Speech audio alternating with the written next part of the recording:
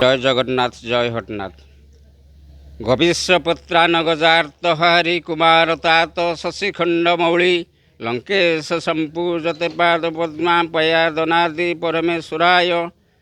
आज हूँ पवित्र श्रावण मासर शेष सोमवार। बोलबम भक्त माने बहु संख्यार आज एठारे अवतरण करथिले। मासर शेष सोमवार होइथिबारु अभिषेक जलसई भक्त मानकर प्रबल भिड़ लगी रही। राति 3टारू पहड़ खोला हो एपर्यंत सुधा गहली भागी नहीं। बहु संख्यार भक्त आज एठारे समागम होती। प्रभुंकर ये लीला वर्षक भितर थरे श्रावण मासरे पड़ी थाए। तेणु बहु दूररू स्थानीय जनता मध्य भाग नहीं बांकी रणनदी मुहाणरू एवं गड़गड़िया घाटू कटकठू उठे था जल। समस्ते धाड़ी बांधिक आसिक राति अवस्थान करती।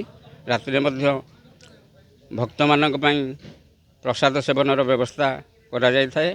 समस्ते मागणार प्रसाद सेवन करती। एठारे राति समस्ते आमर जो अच्छी ठाकुरंकर भक्त निवास सेठारे समस्ते रात्रि यापन करी सकाळ 3टारू एठारे समस्ते पानी ढाली जेजा बाटे जेजा समस्ते प्रत्यावर्तन करि लोक जोगदेवी बहुत मुखरित हो आसुची।